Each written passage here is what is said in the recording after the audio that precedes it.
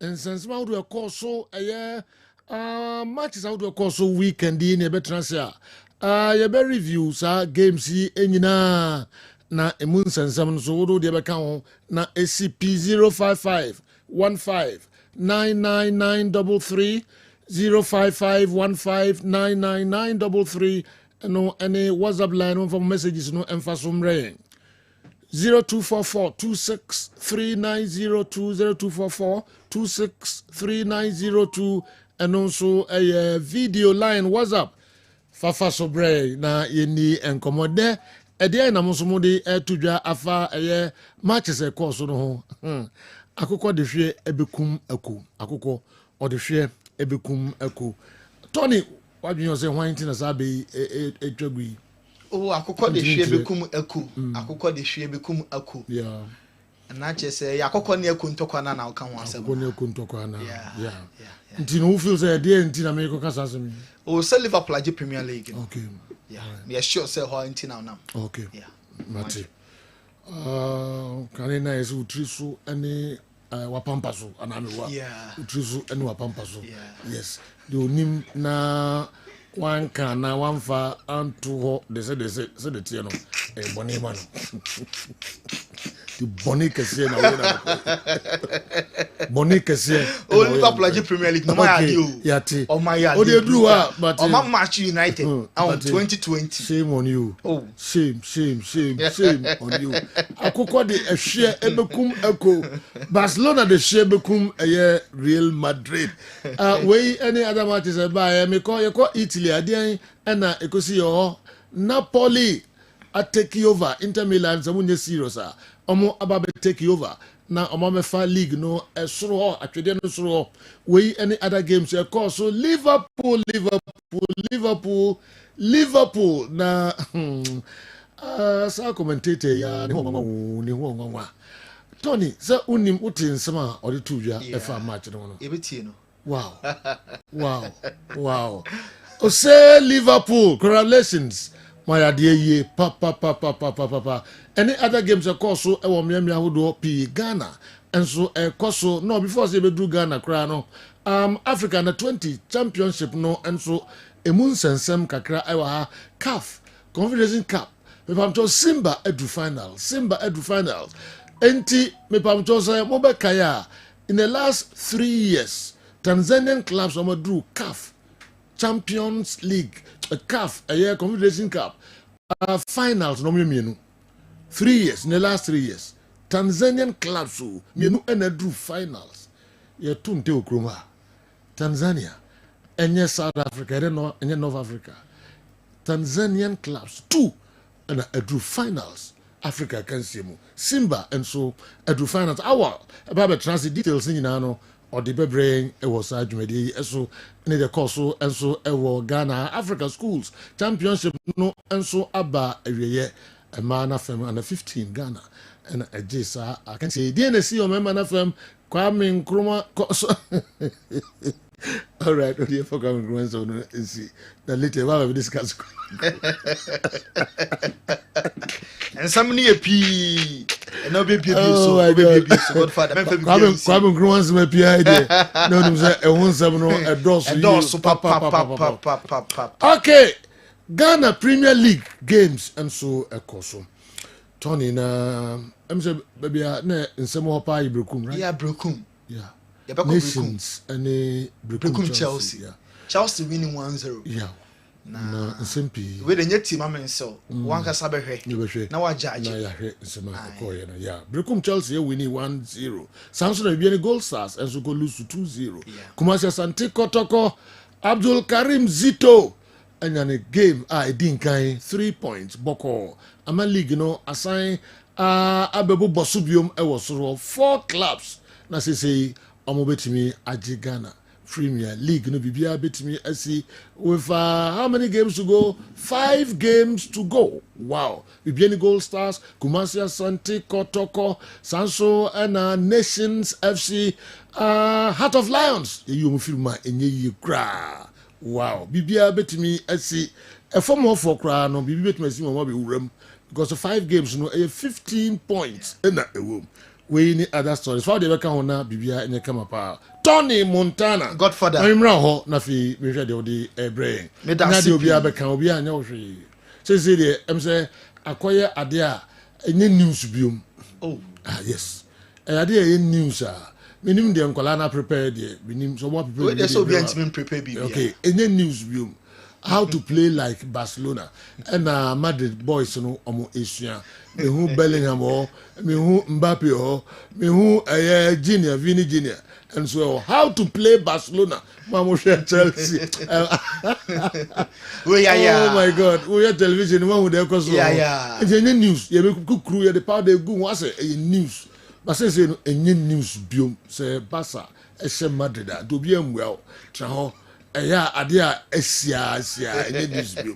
The young so last year any news there. The mamu any news young go. Obi well. Kasa. Meda CP award winner. And then Juada and some doors no AAP. Yemen summer so uncle for close yen shas here and free Asia. Omo a Champions League no. Na Saturday no and Al Nassr Ronaldo lead you omo akoye Jumane Kama omo ekwache Yokohama Eshomo by 4-1 match highlights no and really our Kessben television. So Ronaldo Eshe 1 of the 4 goals na John Duran Eshe 2 Manisadio and so Eddie Bako Eddie Esoso na the NBA team BM say enroda and yehu omo opponent omo be share in the semi-final na say game in back between Al Nassr omo and the Kazawaki frontier and ebebo na way Asia omo Champions League no tournament ne bende on the 3rd of May until after semi-finals the whole clubs are qualify for the grand finale until and Kazawaki for no omo enso ewini ye extra time 3-2 omo enso a progressing until Kazawaki omo enso ebebo abra omo any Al Nassr enso Asia Asia omo a Champions League semi-final.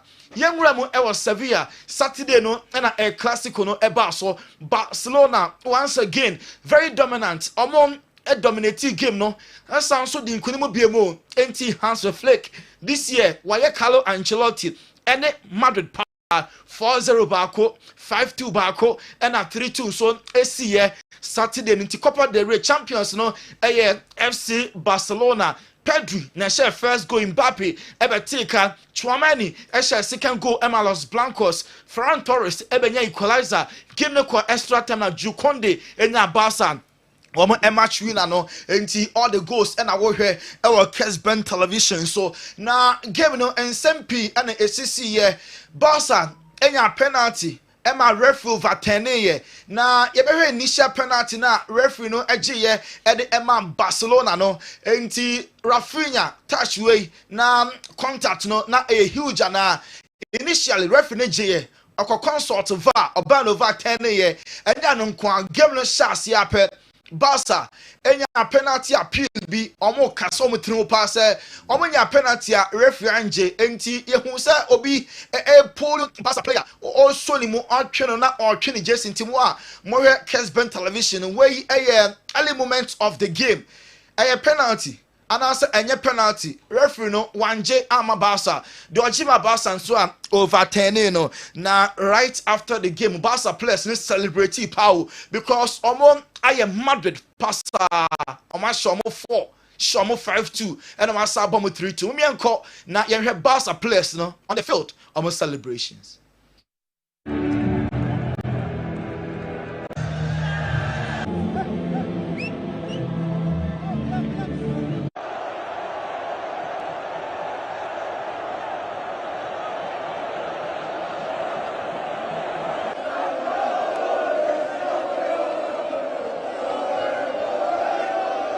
We Barca players no our field no so no celebrate Clasico win no na eno anso how omo 20 geno so our dressing room you call dressing room so players no asapa Clasico no enwo anije Barca players mo me enko enjoy mo kakra.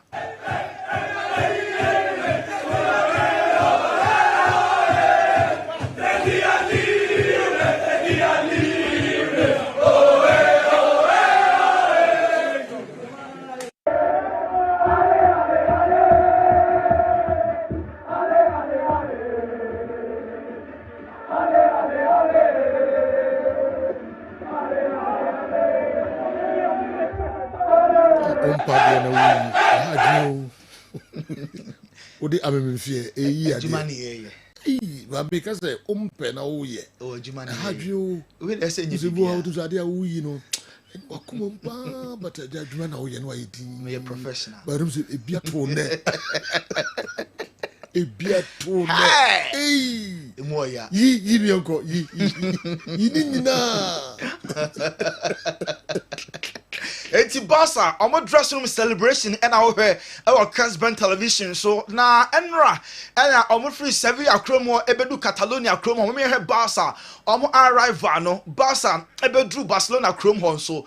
Mommy hear how omo bedru enti wo aircraft in mono and o hear trophy omo LFT enti Juan Laporta any Hansi Flick any Barca senior players no Mark Andre ter Stegen and the entire team and a kita trophy no way air timer omo touch it down all Catalonia Barca Chrome hono na omo the trophy no and so e buy enti inside the aircraft so nye Juan Laporta Barca coach officials and deco and a celebrating kunima omo enya weekend when the trophy omo je at the film Madrid omo ensem Hansi Flick Barca coach about the win omo nya over Los Blancos no obo players thing na Barca omo start ne omo free bench and or da Barca fans no so ase Hansi Flick eni.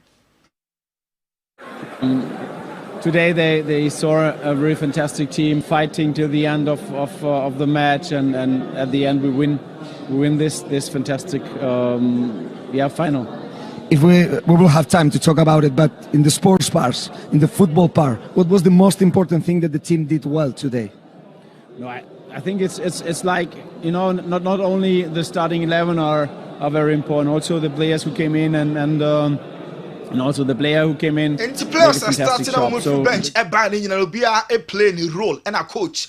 Bomb about so Hansi Flick and a Yatin and Cano.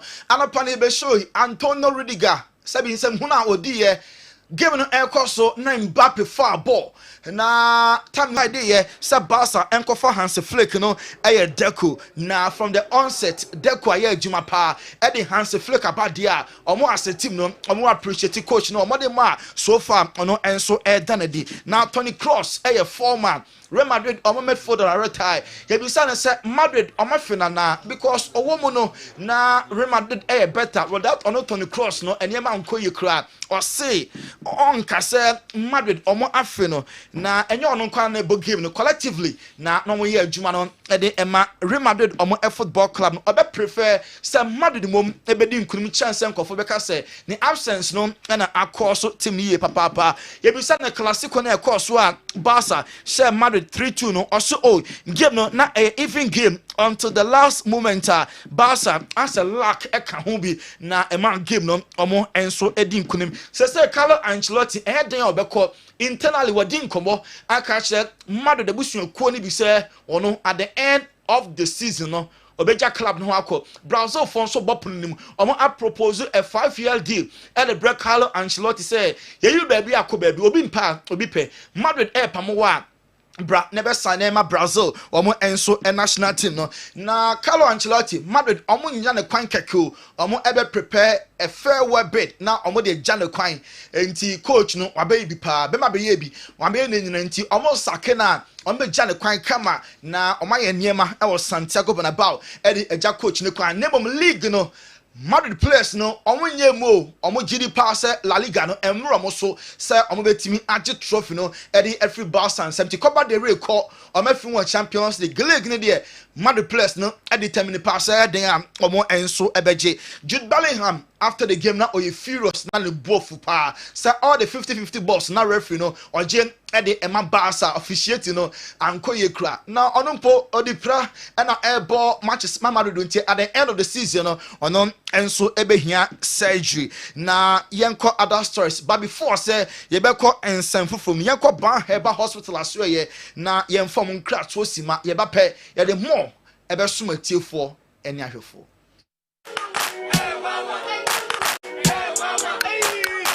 Cratchy, unemu bua unkoisha Dr. Ban uye den wa ha.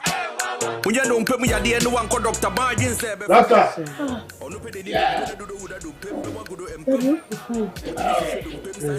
Hey, bye bye. Yes, I got what? So good afternoon, sir. Afternoon. This is my father.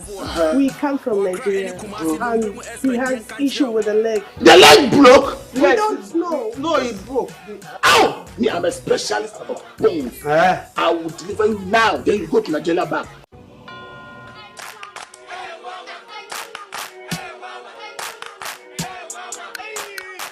Krachi, unemubwa unkoisha Dr. Ban uye den waha.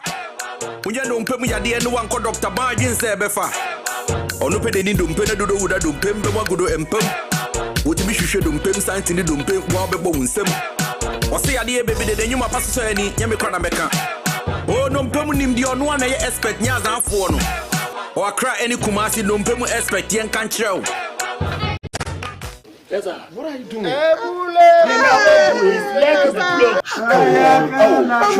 Specializing when it comes to bone issues. What in Pefe say? You are not specialized in bone healing. Hey, you know that man can someone called Dr. Bango. This guy's got one of me. Oh, but you know, look, you know, say Dr. Ban is the best when it comes to bone issues. Well, Doctor, who? Please, you came to look for Dr. Ban, isn't it? This is not the right place. Well, he brought us here. Listen to me. I am taking you to Dr. Ban.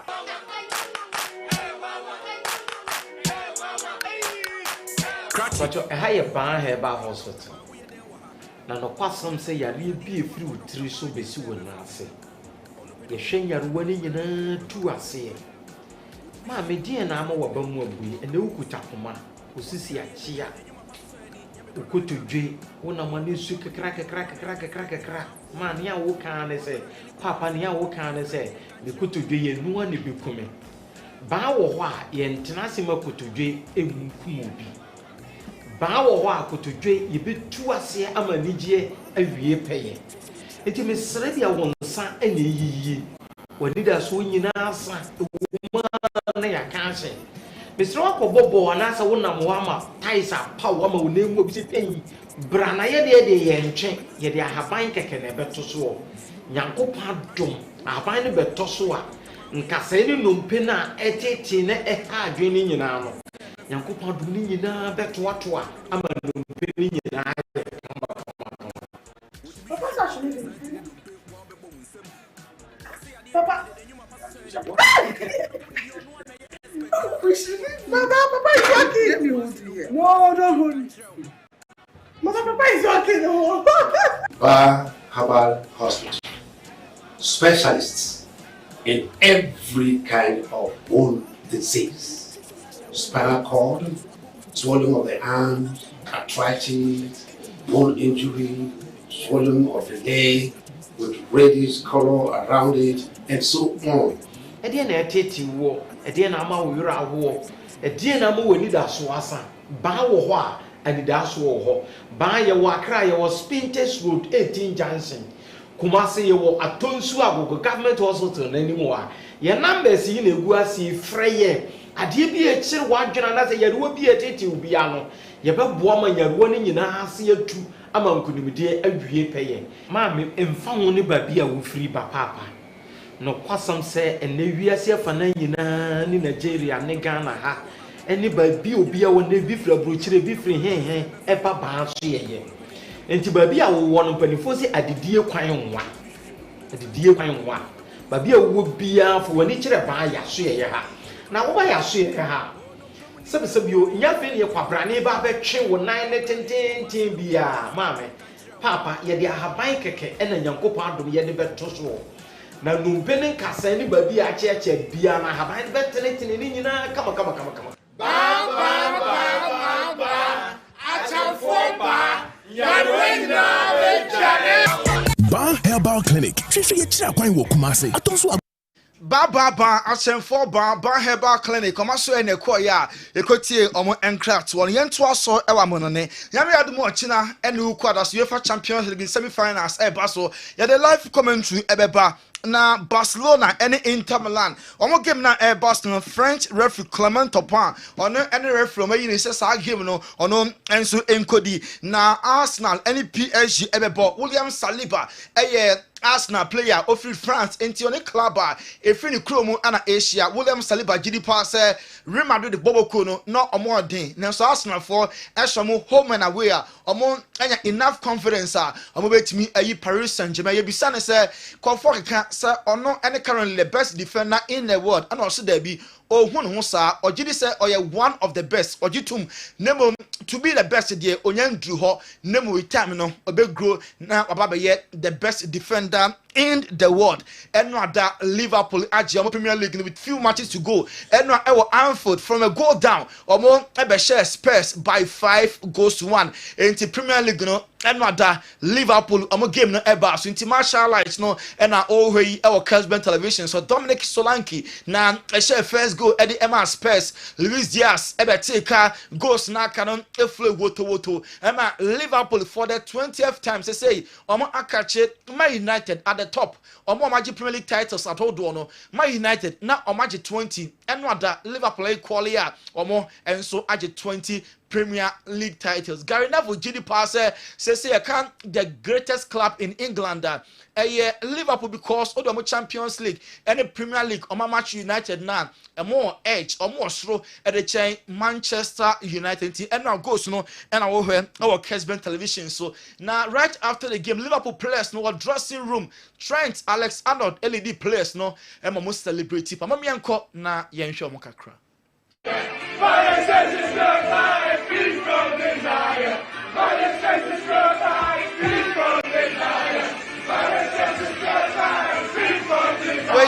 Liverpool omo a dressing room celebration. Anna Slot Liverpool omo a manager, the first Dutch coach where the Liverpool am a Premier League title omo sa etimi aka. Enti on also J microphone at the BBRS, especially Klopper or your former coach.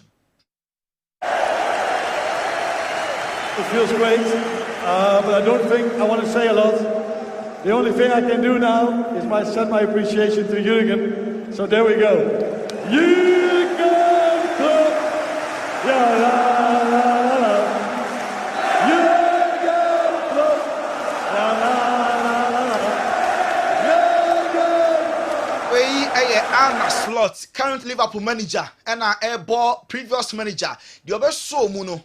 Jeffrey in some club and we appreciating Niema Club Foundation of Belay at the Etuho. Now, Mosala Enra selfie is a hold on go and I know what share goal. I know what selfie after the game. So Mosala and the teammates, Infonia Hodua, or selfie Sahudo P. And to game an echoes no Salah selfie and then right after the game, so Salah any the players now can and so a lot of videos of him Salah a grantee interview at the source. Into Salah, the selfie no now our Kessben television. So Chelsea, Esha Everton 1-0. Nicholas Jackson only go no the man Chelsea every year. Right after the game, you say Cole Palmer at the America Tentepa. Chelsea go no and our Kessben television. So Nico Jackson go no ne really Chelsea the 3 maximum points. Now Cole Palmer after the game on 1-4 on na enam form no dremika or free a Stamford Bridge baby a ball game no and I could Palmer dremika and so a chem or they did catch to Ruben Amorim Man United coach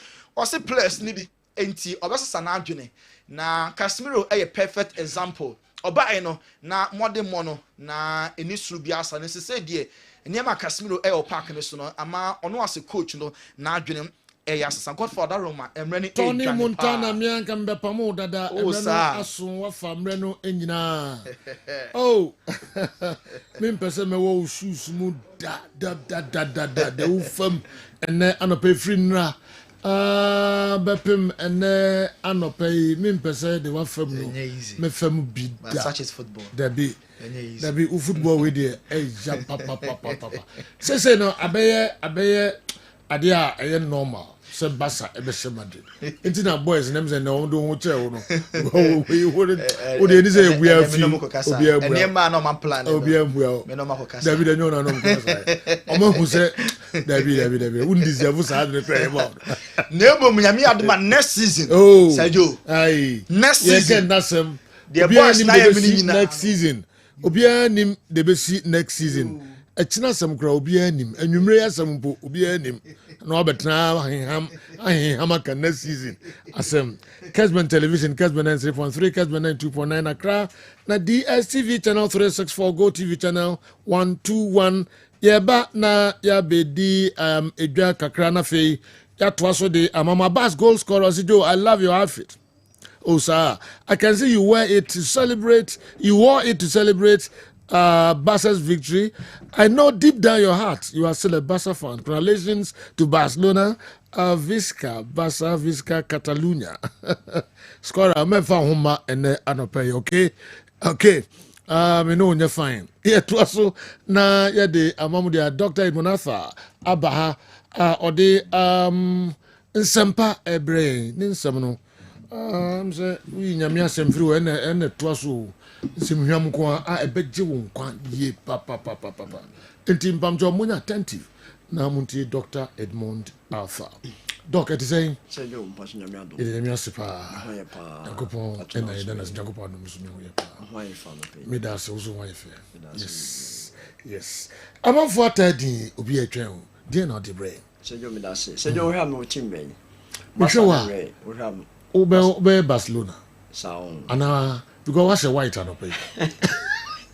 Ana two teams in oh, two teams in. Yes. Very nice person. But Real Madrid and Barca. So be Chrome has all Kotokone house. Very nice. Oh yeah, me Kotokone house. And your own fan bia is the any tools we are. Me Kotokone house because of say Chastil I know him player. Or Samba Kotokone in Tema. Me Kotokone house body am support Kotoko. And now you Kotoko. Me umyuni na serious performance. Oh. And Barca ne Madrid so omi serious because Ronaldo ne Messi. Omi me players. And to me platoon ni na Madrid ne Barca body a ayana me tie Barca. Oh yeah, Barcelona. Last time you won no. Yeah, we are oh yeah Barcelona fan you Kotoko. And Madrid is then I did up. But I say and additional ye be no in fact a tier for esemoni na ense mo katre enkofo bebre e complain bebre e fa omoyem eho aha imprim bebre no be nso bi o ha o te se ne yem ye ne ya pe no start na onom enu efo ne yem but mesre pa say woyem ye wo ya there are so many conditions are itimede yefunu yare eba. One of the symptoms are most of the time no ekobase when yefunu yare eba no has to do with bloated stomach, acid reflux, you can say epigastric pains. Ubon say wayase no yefunu hormone na eya ya sometimes obi belche ene ahodo bibre ekekeka ho na anope me focus me pese me twen ya adwene gina so na yehwe bibi kakra has to do with gastrointestinal disorders and say digestive errors say obefa yini pedua na yewo yenuano no ekwan a nyankopon adom efa so emububu efa na obefa digestive disorders ahodo a ekoso ewo yefunu no mo efiti ano ebepie yen ana kana na in fact edoso but me focus no enye edin na me bobo no me pete me ma hu se koba so yefunu yo ya mempre ho enumadu na mom hunu the type of condition potepa ema oyefunu no ayewo ya anase wunyenya those symptoms no se na be ya hu a adene fareba ya na situo no ebetimi aye simple amount so obefa yeni pedua na in terms of your gastrointestinal tract na start free ya no na through ya no ye minimum esophagus obehun se ekọ enimu na no obehun se ye nso no enketua no obefa the gastrointestinal tract na yewo solid organs and yewo hollow organs obefa hollow organs na has to do with channels enuane ne fam no pipes no na obefa solid organs no so a baby to say o gallbladder baby to say o pancreas baby to say o liver na one of the conditions are mostly no eto yen yefunu hono no abra unyinya those abnormalities no has to do with gastroesophageal reflux disease are friend gate na eno no ekobase bibisa eba obonso wunya heartburn udidi wi a na se obo ehyesew utimi nso nya irritable bowel syndrome IBS a eno nso no most of the time no obonso ubluti na uyefunu eye oya yewo celiac disease or yewo inflammatory bowel disease or IBD ni nyina no ekeka ho ene ahodo a ekekeka na sa condition ya making ne fare by pa no has to do with nnuane a eba oni pedwe ni mu a one eno ho enhyeda emfa anase nnu bi ono mu a ono no mu a eno nso timi ekofa bibisa aba se ekoba se obi ono mu a ne lifestyle ebia o stress no ho bebre a based on nnuane bi a odi ekoni mu anase ne appetite a onya ne ye no eno nso etimi ekofa eba ana obi nso ho no a se o go through some surgery and other medical conditions bi mu a otimi enya na se yo se koba se wenya this kind of gastrointestinal disorders either say IBS no anase IBD ne GERD na ebi mo treat no as peptic ulcer even though ulcer enye gastrointestinal error anase disorder but ewo ho kakra ulcer dey most of the time no aya na dey debapa no has to do with NSAIDs anti-inflammatory drugs and H. pylori bacteria no but obefa bi it is diabetes and so diabetes as a result of pancreas and beta cells insulin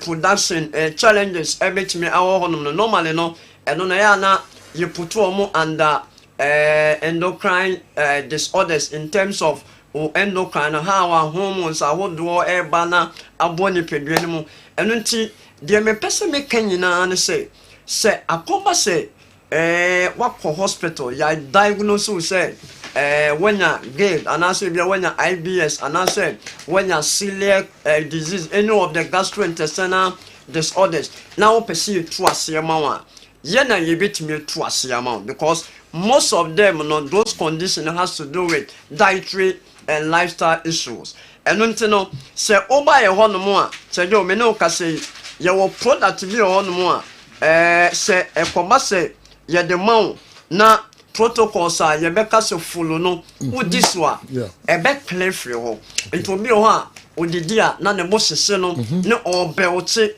na yase eye ne ya we treating us for years obi so ho a ne de no ohunyo but because of say I have multiple conditions are so ebi kwampa na gastritis and so eshemu bi oba ye ho a pe ye protocols ye be mo follow ene labs ye be mo aye ebia scan bi obeye ebia colonoscopy bi ye be mo akotwa ana say endoscopy bi ye be mo aye no ebe me hu the type of error so ebasa adeno ye hu ni hini no ye betima den etu asiama ento utie o hwe wa abrochi o Ghana ha Kumasi Takrade Accra na o eni yefunu isu bia the only place oba nyamiadom ye betimi aboa has to do with Balm of Gilead Clinic say do ye dia no akoto ho no no baby a me pese ahombrase mo etiefo esan ehweye no mo trust ye wo ho kese pa eye yen BOG vinegar no BOG vinegar no enye dru etiefo ne ahwefo ene adofo ne nkofo a ehweye efie bia timinya BOG ne bia ebeboa we can see me Pentecost deaconess baako testimony bia ode ma me efa vinegar no no in fact me kasa me kan in fact ebejinse mu vinegar we can see ayama no ano se me sure say o hwe me wo Ghana ha na wonye nya small bottle ni bia o de me ohun se gallon no eso a o de toketwa ne ba kope na hwe ade ana challenge a me san trauma on say o be toketwa mienu 80 cedis no what the top 75 cedis and so what see 5 cedis ana another challenge I made some trauma on say auto 5 liters na 300 cedis 5 liters no 1 liter no ma 5 into 75 cedis times 5 no na say and then I'm 300 and something cities. And you know, your best shrepa say auto 300 cities na 5 liters na. Ya sound so the ketwa baako echew ekan. Na dia baako a me pese me ka na eto etiefo ne adofo nyina etirimu ne say. Ghana has sia say do. Yensu aye no. Ene yenuane ayidi. He enye trusted. Obo say company say yensu no. Oma yensu kama amai. Be ekwan ye keeping no very poor. Company say ye bottle waters ne sachet waters omo ye ne fine man.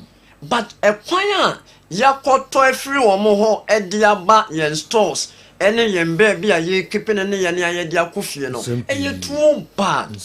Eye too bad. Say do obo say insure no especially dispensers na eya na ye de ebutu container de butu dispensers no so no obo se ekwan ya ye fa so susum ekwan ya fa so kipi no obo se enye ntu why ano no seal na no na wo de ahye we no so ntu obo se pathogen bi na se mo bi ho a akomu ntu woni say oh no ensure eya refined but na from the production to the final consumer no enye me bi akokoso no na hard really enu nti na say sebi ensu bottle no oto na won no ma o de fa bio vinegar egu san egu I can say tissue paper so and also de hwe bi kum nsem na fa no o de we na ensu a wo be no mo na o de vinegar no kakra gu onsam wana se bia tissue na o de paper no kakra e basa ansa na o de tua e be boa wo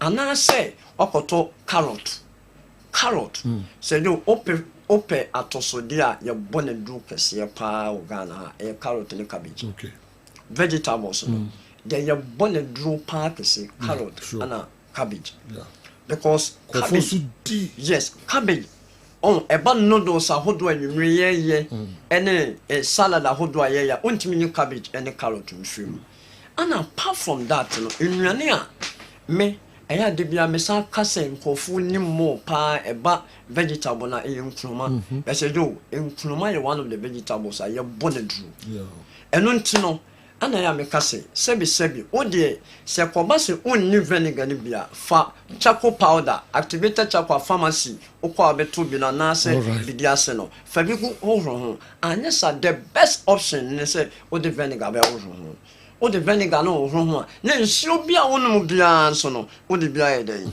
egum na wanom enu nti se o tie me na wo ba asida house wa o komase a in fact wo benya bi o ba asida house wa blue Mr. Martin ene ya kan say alaji mo omunyina ewo ho okọ asida towers nso a Accra ebi ewo ho apart from that okọ in various hospitals na ebi ewo ho Takrade sister Millie ni team omo ebo ho den okọ sunwane a apostle omo ebo ho okọ Cape Coast ho enkoko Bogatanga Doma Bikum Techima Ngoso Takwa Pristia Axim Obuase Bekwai Efidase Ejoso Inchi Bebieni Asankrogwa Kaswa Konongo Yeji Offenso Bebia Ofreya Yebema wonsa ka bi ojeni na mom o Ghana ha especially Kumasi ni Accra sedu na o pibia all right Asida House ana Asida Towers Asida House ana Asida Towers mo amaba ekroma mo be ejuma mo den say mo be fa na bibia fine say yo me da se bibia yes you be da se pa yes you be da se Dr. Edmonatha Papa Edmondo and I didn't say Edmondo the Papa Edmondo the Papa say yo Papa Edmondo so nyeba do what we ball Edmondo the Papa yes say bono en hadwene say ma mokra that me bibia me baba o ma bobi at the front. All right, my friend numbers now, Dr. Edmondo de Papa. Dr. Edmonatha de atu edwana mon friend namuno mo eni enkomo papa BOG clinic adansia bano nyasem kitwa me pawcho wo de se doctor anka de how class here the how bia no de friend no na obeboa papa yes me Pentecost deaconess yeah adia vinegar na ya ma no enu anhia asori Mama ye kan ho asemansa e ma ya semwa o de vinegar ne ba betobi na wankasa obedi danse na sase fa gu nsuom sase fa ehohoro onuaba ho sase na wonama hodo a wo we nneoma hodo a ekom no sase fa be fefa ho na wohoro ho na wankasa be hu se be boa o ye papa doc e be dase pa Brazil house ye obenya bi ato ewo security post honom ye to so de amamo ade a ena eba be wura weekend the activities I would do pa a course no enye asem ketua kra. Good morning sir. I know you won't read my message, but I have to say this. Madrid is a dirty club. Wow. Whether you see a dirty club, many sure say okay, explain dirty nasi. Upon all that the referee did to make Madrid win the match, Barca still came on top. They act like an over-pampered baby, or they act like over-pampered babies and feel so entitled, but their efforts are always backed by referees, which is so disgusting. How can a referee officiate a match this way? Several penalty calls were overlooked. At least 2 should have been taken. And someone go for a buffer Madrid and the Barca game. Andy, watch the drink kakra afa home. Now I say Barca a deserved winners of Copa del Rey Noir. Eboko England, Liverpool crowned the new EPL champions. Napoli overtaking Inter Milan, so Copa friends Italian league and so nina mun sensem kakra waha yede ebebra munyame ya aduma ochina Champions League ehun pupu ya hyase ebire enso eho matches e course so de ade nyina ede hun sem bremo Africa under 20 championship no hyase ewo Egypt na sen na ekoye sanso na schools championship Africa so ekoso ewo Ghana Liga Kensia hodo ni nyina ho nkomo ye ne mu eba aba betwetwe nations kempa papa say referee SC omo ewo Brekum Chelsea and so say referee no mom kra na SC omo we say omunya calls bebre especially penalty calls more than 2 and bakukra no referee no eje we can Zito enya the first win and how many others just referee and yakwaba major so general so yeah boko Brekum Chelsea penalty a penalty what sha penalty okay we dey nya match hands in there na ono ni di match no ba we dey nya no amahwe omo mpanimfo no ba ko complain ma me nra se penalty referee na agina hu bi da ba me ba can nations yes okay me ba ma ma free penny na ka che se ball no bo player nsa okay nti video no be ba me kan kwa se Tony ne miki no yo wadwuma yes me ball nsa ma share video no bo player na okay keeper ne punch ye ne ball nsa nti penalty all right. You know, we see Madrid a dirty club, but the offense or and say, almost only team on more accepted defeat. Number 2, the pressure on the MA Federation, no, Royal Spanish Football Federation, no, La Liga 4. Referees are not more bad this particular game. Both VR and then Ricardo de Bogos are no Finfi. Pablo Gonzalez Fuente. Openina na via anoti or dano pressure no omode man proud to this particular game. Again, the attitude of players on the field of play and off the field. Sanya man ni pani nyina ka bom. Hwe Rudiger. Enro osi enyan no nkopo referee no. Look at Vini in sote bench. Yes, Rudiger see oball ikra wa pra. The whole season what put through pain. She mistakes are not Edema Madrid. How weak are Madrid defense now because of your presence or because you're fully fit? Jude said Jude so catch 50-50 ball be a referee in the Barcelona. In all the attitude and the disciplining level of the players I will show you on and off the pitch. Oh, cut the boardroom, the leadership and the Madrid phoning na posture before and after the game. And I'm because Real Madrid is a dirty club. Yeah. But you know, there's no team on a benefit of officiating. Yeah. Let's not discredit That is not what I'm saying. Okay. Meka in the panel of Madrid achievement in a backed by referees. And I'm saying let's not discredit Real Madrid as a club. But Oma benefited from officiating. There were times not Chelsea fans and Pebas Accra because almost say Omone Barcelona match referees etc. All those things happen. But I'm saying that the person is saying Madrid is a dirty club all because of their attitude off and on the pitch. On the issue of General Spain, they say Omone referees. Say no dia makaka Omone referees. Now to the game itself. General, it is the biggest club football on the planet Earth. It is a game apart from the individual quality and the level, the fan base, and then down best everybody need pay the we are seeing now. Who expects on the field of play? Who that quality, the individualism now? You Madrid, Barca match that you now again. The system, the plan, the tactical play of the two coaches in the also. Carlo choose to go in without a striker. Barcelona go with their usual setup because only injury back open the tissue on team nenti. Injury no crap no. On previous games ni nyina no. Omo de Jira Martin Asheho enti coming into this particular game a year chop and change be any baby I don't but they be room. And as usual game will not start again. It was Barcelona and now more control proceedings not usual with their usual midfield play.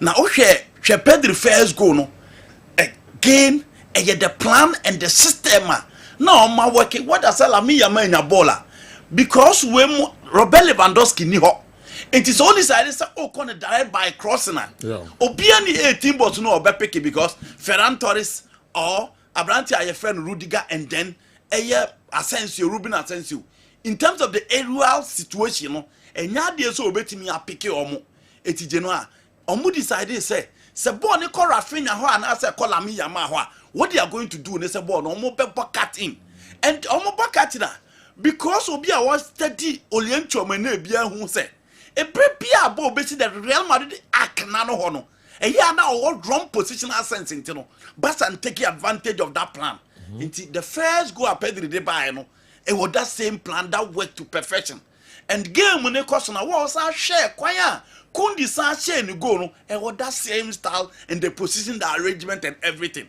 But you know after that 1-0 Real Madrid back game him closely especially in the second half and Obiang who said Jude Bellingham it taking over the midfield. The athleticism, the level of energy, the control, the passing, he was all over the place in midfield. And I know my mother for the back game him strongly before the introduction of Kylian Mbappe. And Mbappe by no, I don't know so benya that goal no. Into a ginger mother for them to come back and okay other Gule and so by Gule by no games are wabobody ama Madrid na way games are the other Gule na omukofa ne by no.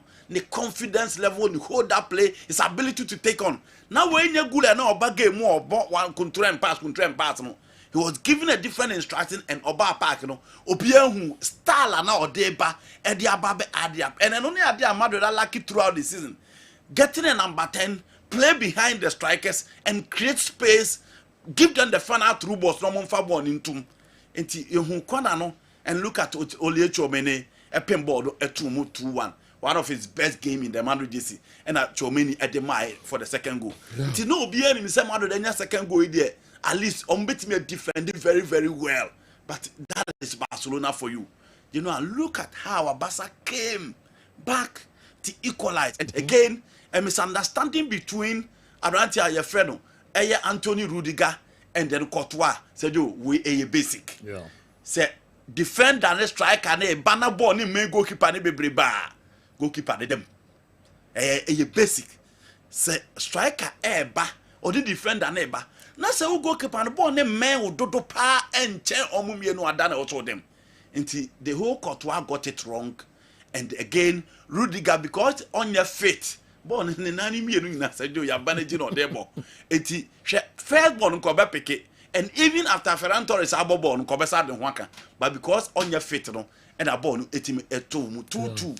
Now, Madrid I said back game him closely. But I relax, no more preventive because almost Madrid I saw the firepower no introducing forwards in that particular game. But again, a system failure. I'll come back and talk about the penalties. again a system failure. Look at the TJ ball no Pia Diama Ibrahim Diaz. Who had the position of Diaz any baby and a Kunde Bana. Diaz was closer to the ball than Kunde. But again, when Timmy and close up, born the top one or moving the teams on more ball, and you know, one Chahon crowd or the ball team a 2-1 game no Cocoye 3-2, Emma Barcelona a team crown the day. Referee the Americana Sam said, Genoa, be beer chillers and a more dear ball of fame. Or favor side beer. I feel Nabasa deserve a penalty course. Okay. Kubasi born, Rafinha the end of Masha said, you mean whom baby? I think he got it right. Rafinha at the end of the day, I will give the referee the benefit of doubt. But Kubasi born no more chain will pull no. Tata manabo no be anshe benedi no that ball was a penalty. Then consult to VR.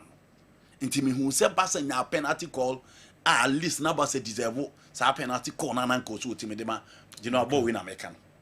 Ball win American. A coin of fast so ni mu pull the hono. Na me believe we say at least Barca deserves okay. Yes. Okay. But we did. Okay. For me, it was a penalty for Barcelona. But said you do have been a game larger than seven clearly. It's problem in an say Spain, like a referees. Champions League in your do semi-finals. Slavko Vincic for Arsenal versus PSG and Clement Tapen for Barcelona versus Inter. Who Spain referee it's general in all. I feel Barcelona. Omo bad game munum san koy Madrid bad game munum about the last minute, but in the final you play to win, and that is exactly the penalties no muna fi yaba EPL no so emu kakra matches no dozo mra no so kwa na eko no one is talking about the pass from Lamine Yamal to Ferran Torres for the equalizer. Yamal for Ballon d'Or. Madrid players are not disciplined at all on the field of play. Esel the way every wa na abre Esel Lawrence, from the onset of the league, I made you aware that Barca will win treble this season. This is just the beginning. Visca Barca, Cephas, Elikem, every day so in the central region and Abre. It was a key incident. Penalties. And then I make us. Yeah. In Sheshoka Krana Emra EPL. You know, I heard an amame the question referee and said. Rafinha and the normal video ni bio. You know that ball I'll give the referee the benefit of doubt. Because me so masha Rafinha the na masha. You know what about this? Man, I'm saying man who baby so twa Rafinha. O de mo san komo china mo slow the kakra na ehwade. Said you. Okay. And I'm yes. I'll give the referee the benefit of doubt. Yes. Or confirm all right. But who contact? Yes. No, you know what I'm saying? Contact, they don't say are they different. A buyer. Almost you're the cage, you know. Oh, you know, no, yes. Maybe Saddam who is there. Yes. Into 1 out. With the more incident, and then Kubasi Diana. Over in quick action now. A penalty. And the one you're penalty. It was an slow now. Until another catcher was there. Ghana and Nigeria penalty down with you in Nigeria. Be seen them need to be about their penalty now. You know, into me that wasn't different from this one. Where into me women who said Ucharafina. The usual contact on a woman to say or Baba Rafina mum class or dive. So into this one I'll give it to Ricardo. But for the Kubasi own, you know, and dear, it was clear that you would say clear. Yes, I'm quickly. They slew no Honson. Yes, I'm quickly. Yeah. Ukraine. Or the train is set in the crowd. Into way they a penalty. Yes. Every day a penalty. Oh, yeah, the train is set and look at that. Yes. Into an also there. Sunny, who said you something different here.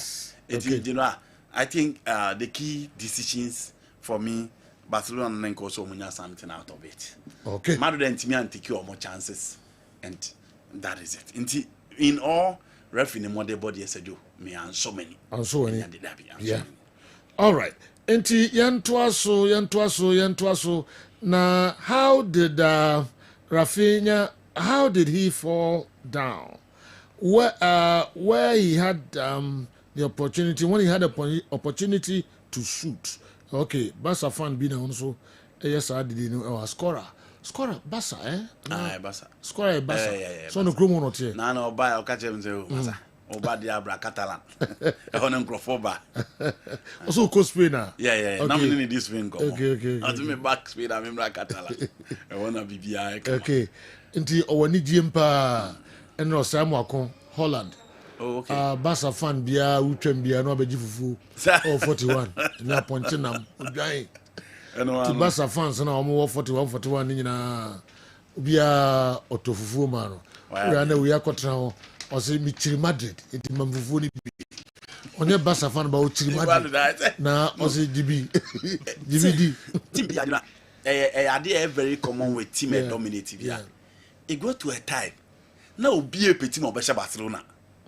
Enti edru time na Chelsea Barcelona games no Chelsea team ne Barca born na man for support to Chelsea pa because the era of Pep Guardiola na team to stop Barcelona. Enti Barca dominate team on who be here. Now it go to a time Chelsea for no to be taking over and ye be bia Chelsea be bia Premier League Champions League no man you kra mo say semi final no 20 games. And I do know Madrid for no san be fa o madie. And obi or best stop Madrid for with their dominance. Barca team here no La Liga and but they do Champions League. How many times and then who Barcelona Real Madrid in the Champions League? And you know even with average setup they want to win. Players are Rudiger, you are bandaging in NBA, still I do not know teaching them. When there will be no stop with dominant side that and any baby and the edge. That is the teacher of Madrid now. Osama Barca fans and some da any more bias or me Barca sympathizers. Who's almost about to Barca, but also more common dear or more Barca. In the numbers here, Madrid. Dr. Jantua, I say Madrid. You say no beer. Madrid is down on the battle platform. I repeat, Madrid is down. No, the first person of God you will be a day. In the for a celebrity pa. Sergio, we are happy. We are happy person. Yeah. But Madrid surprising me, especially in the second half. Okay. Was a Saturday in the say yen ye be dominate how said the game in the BCI. And we showed it during the first half. We completely outplayed Real Madrid. Because near Kurabon, your midfield is Kurabon, and that was what we did. But in the second half, when he introduced Arda Güler, Carlo Ancelotti and Luka Modric, said they completely changed the face of the game. I feel you saw Madrid were creating chances, making very good moves, and especially with the coming in of Mbappe, so they had the equalizer and had the second goal. But Sergio Kundi. Oh yeah, Juma pa. They go in the crown, Yeah. Was that before? And from that distance, that Ibrahim Diaz is Trebon. He never knew Kunde was coming with different option. Kunde came and one there was him, and he had the final touch to make sure the result. I always say local football, no, and it is Ghana League, no. Andy, because who we call Bonsu, Dotty Junction, no. Okay. Maybe I'm feeling gas. Yes, my goodness. Na Bonsu for no. Etinia pa Madrid ne na me ti wodi me enjoy omo. Wow. Ti so omo nim football no omo. Omo go ka ni nyina na tinie sa. Na we ato afa na we say wow. Wow. Oh bia. Oh, nice. You know, if you respect the consumers, our game will come back. Until say you're very respecting consumers. Omo to game no. Yeah. Intina Spanish La Liga, omo ye fixtures na. Omo consider Premier League. So there be Premier League in Kofowe. Intini kwasi ye a big game kushi Liverpool Man United. Yes. Chelsea Man United, Arsenal Liverpool. I was here so say Clasico and they 8 o'clock. Yeah. On say washa omo realize ye who say all the big teams enra Chelsea boy we are 11:30 na Chelsea we it would the Clasico koko say 8 p.m. Premier League the big game be anywhere on ba 8 p.m. Yeah. Almost Super Sunday area. And you know omunya all the consumers at their disposal apart from number 70,000 Sevilla no omo hebo no if we are seeing now was set for the Clasico. Inti omo respect consumers ehun se there be omo beto e ball no omo be hwe no internet no sa time na e bebo ball no omo ni match bia hwe ye no omo twen ye Roma ene Inter Milan omo realize say Sunday 1 p.m. Nti Kelly Bibia Saturday and the Saturday was all over. It was Clasico. Nti I respect Omo Stadium Bono. Na BBC game no nempeni for fan try and po nyampo in amanenko. India referees for India match commissioner for India players you don't expect these fans to drop to stadium. Young Comra na yemetwaso mamo EPL Liverpool crowned the EPL champions with 4 games to go. 4 games to go. As a Chelsea diehard, I cannot fathom why the administrators of our clubs keep on failing to admit that we are an elite side and need a proper winners mentality. This coach, Maresca, is clearly reducing our club to as low as the level of our coach he is. You can't beat Ipswich to have a hope of being in the top 4. Ipswich? This coach keeps on benching players and playing players out of position. Well, no. Inti akwasisafo inti na menti o message na see and at the end of the buy no say Liverpool there a big club of a small club clouds power. Oh, is it true? Liverpool there a big club of a small club clouds power. They have won the league with 4 matches to go, but you don't even hear the Premier League is over. Where are the fans? Where are their fans? They don't make the rivalry even interesting. If this was Chelsea or Manchester United, people will actually feel the noise of this victory. Anyway, congratulations to them. On their 2nd Premier League title, they still have miles to go to catch up with Chelsea. 5. Akwasi Safo Kantanka Airport Residential Area Accra, the way and so abre. That's okay. Or see league go mun nim say celebrity no. And come league we say Chelsea ni Man U ni win here. Kabeti. Or ka krumu ana outside UK. Media wakani nyina bom. Krumu aka ho. As a message you tell me. Serio, any wakani nyina bom. But Liverpool fans does so krumu pa. Sir. No, outside Africa they omo no so. Outside UK they every day Africa omo no. Ghana omo no so. Ghana ya no mo ni finu ne. Mo finu. Yes. Oh, okay. All because so that explains it. Yes. Yeah. The younger generation, Sergio, younger generation, Chelsea, Man U, Barcelona. Yes, you saw crown Madrid no be and support. Come. And a bonus said, "Oh, Sisua, the over Barber na 1 hour. Liverpool, I come massively." Sergio, be an M crown on Maban in the next 10-15 years. And almost a Barber some year Liverpool for. But so what the buy generation and almost 25 for Banachia. Sergio, 8 teams now, Macana, because they saw those teams dominating era. Until Liverpool, there are 2 league titles in about 35 years. Sergio, what do you expect? But in UK, they are celebrated. You know, UK, they almost celebrate. How many young guys? And Abishan also a Liverpool. Okay. But Omaji, and they work for it. Yep. Minimum say Enfengremu Street and now. Young Comra. General Sanka Leo Messi ni Ronaldinho Ewa Anka Lamine Yamal will have been reincarnated. That boy is a real genius. Hey, that boy knows how to do the do. Kwasi Afrane Brokum Chelsea. Anyway, Abre. Kwasi Kasa Obesha Nations. Now Kasa group in Odi. Lamine Yamal. I'm not going to come. Canasem. And friends a weekend he gave me. As a mom mention okra. No, you know. Ade. The role he played. He was crucial. 2 assists. Look at this one. Look at the first goal. Once I'm system failure, a player needs to be at this position. Super. He has been key to the Barcelona setup this season. Very, very key. Lewandowski goes now. Actually, now the supplies come from him and then Rafinha. And the 3 top for Barcelona are more performing. You know, in the last few games, Rafinha cut off. It has been Yama all over. It is the reason why Carlo Ancelotti decided to still amend the effort or the never. But still, I'm amending the effort into Unsen Tempano Praco. So in the Barcelona attack, Pedri Bechan and Hossa, Barcelona within the attacking play or the final third decision making there, it is Lamine Yamal or Rafinha. And only both from the favorite right side. And again, Madrid any a stopper to stop in. it is our jibbo on our money space. Now money chance Ketuabia. It is either or choose or be shoot to or be cut in, take on players and create something out of nothing. All right. Or a true genius. But Lionel Messi didn't know element in the Marcus in Panenco. No, because of also Muniwa. Get back as on our Sababu.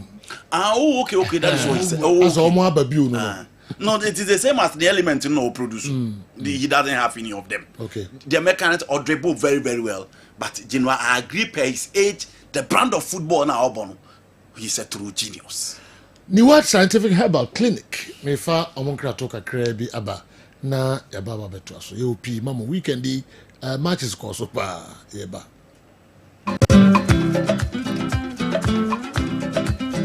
Usafre mama kwaba eba Niwat Scientific Hospital. Ye a team of medical scientists. Aya create ya boom. Near the infidel maso. Eye adwuma o ya so ya hasi. Ya so ya ha de. Nyesa wo ba ya sabi. Ni atam edu di amount. Say the kokono. Na emu ye do to afidie so. Me afidie ye omu hwehwemu. Me ye omu adepote ya di ya ne brewo. Na se me omu enya ya re na di woni badua no so. Te be ye so ya na ma wa to ya re ase. Wo de ye di ni say se ni bebe ase wo te wo ya re ase a utimi tu ase ntem. Obani What Scientific Hospital Dr. Fobius ya dwuma ne say enubuna eni no tan a obo ade e de dum ye no yenye mu hwemu na fe enwenu akasa wo ma friends phytochemicals no ye extract say enwenu no na ye mfam fremno emfa emao ebi a kidney no yare abem kidney no essay ye nko na Ghana ha ye de take ahaban e de dialysis a kidney no say akodu se den kura no a nyarehemu na nye didi na fo ni kirem e woni What Scientific Hospital bofra ban eboye ama wo diabetes ye de bofra ban e nyama bi efra e de mawa e be bo ma diabetes na o sugar e koso pe no eno so aboa ama etimi abafum e bia na wo hwe misisi e na o problem pa e yo mema sem da ba bi wo no mu a onya tenkan kwa so mo ba beda obo so otimi nya hode ne peja na no oba ehyemu a ehyemu na adwo e no obo so atese ne be ma no ensore kra e bia na e no bia da so a wo nom yo ba na utie me na se eya wo no problem ebia na e fibro na kosi a wo no kwan ana wa kwa ya sabia doctor si ensu abetata onkosi mu ovarian cyst ana se fallopian tube no e na block ye obebu okura wo sebu ensisi so ni nyina timi sinyi se ho kwan be ma bia na ho nsuo e na wo form nkwabon e wo form low sperm count na obu okura be ba be ne ho nsuo mu no na emo no be friend say spermatozoa no ba kokura we nyina e ha esi awo ho kwan a obani What Scientific Hospital a enfidie de ehwe be da di amia wo se problem bi wo no mu a timi ho aduro na afi aduane ye betwera mo adi pressure ti amo akoma bo periperi asem kura si ofie timi ho amane obi so hweme na ne die stroke akawa tompam ye kwa wo ye ba wo so timi okasa na pampan boni die kire ye no halitosis yade ba ko a ya no wan bi obi opewase obetimi akade a kire wo a ade bedi unya okasa bia na obi atwene hwene okoda na nyimre oda odun so antentem ye papa mo mpanifo no e free 40 50 60 years e kwa ni mo no o prostate na yekese prostate enlargement eba sauda odun so antentem odun so bebransa na ade ache e mane nka achi eme nkofa catheter ahoma nkoto ba memo abusuafo bi ebere nti manya adaje amoya de a nyadidie semi What Scientific Hospital Ghana ha de o pa ya sabe ya dia ba frim die fidie e de twe enubna e na fa hode ni fra haban mu e de saw ya de ma wa na eyeni What Scientific Hospital yi wo Kumase Atonsu Monaco Junction ya Dansura Bank no ene bi ene mehwe enkran so ye o ma 7 ye ben Janet Corner dan no 0244 087687. In case you are watching us from any part of the world, whether you are in any African country or you are watching us from Europe, you can contact us on WhatsApp +233 244 087687 or on Google Map. Just type What Scientific Hospital and you'll be given the exact location. What Scientific Hospital? Nyankopo anda rumenti wa moto ebeba.